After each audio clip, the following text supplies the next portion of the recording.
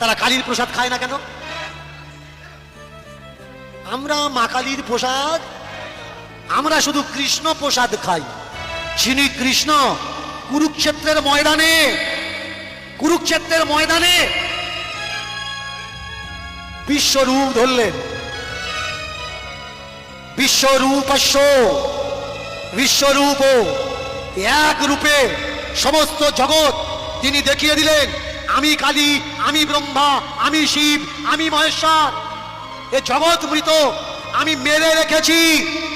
এ জগৎ মৃত, আমি সবাইকে মেরে রেখেছি। আমার ইচ্ছায় জীব মরে, আমার ইচ্ছায় জীব বাঁচে। তাহলে বেশ কিছু মানুষ তারা বলছে কৃষ্ণ নাকি বেশি কলার ভগবান, রাম নাকি ছোট কলার কম কলার ভগবান। রাম যদি কম কলার ভগবান হবে, তাহলে বিশ্বরূপ দেখানোর সময় কৃষ্ণ অর্জুনকে কেন বলেনি যে আমি সব থেকে শ্রেষ্ঠ, আর এই যতগুলো রূপ আমি দেখালাম আমার থেকে সবাই নিকৃষ্ট, ছোট? এটা কিন্তু একবার বলে।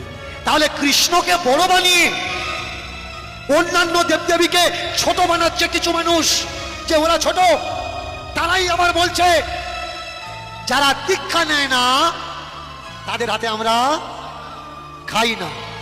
আপনাদের এদিকে, বাবা গেলে গদ হয়ে যাচ্ছে, আপনাদের এদিকে আছে কিনা আমি জানি না, অন্য অন্য সাইডে দেখা যায় তোমার জল, তোমার তেল, তোমার ফল, তোমার ফুল, কার ফোন বাজছে একটু চেক করে নিন, তোমার সবকিছু, কিন্তু তুমি ছুঁয়ে দিলে হবে না।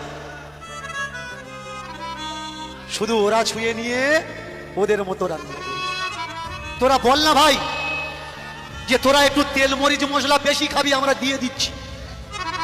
কেন বলছিস তোমরা না দিলে তোমাদের খাবার আমরা খাবো না?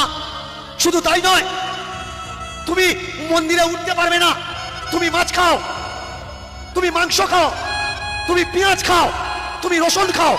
বলো তো 10 টাকার নোট, 50 টাকার নোট, 100 টাকার নোট যখন ছাপা হয় তখন নতুন বেরোয়, ওই নোটগুলো মার্কেটে যখন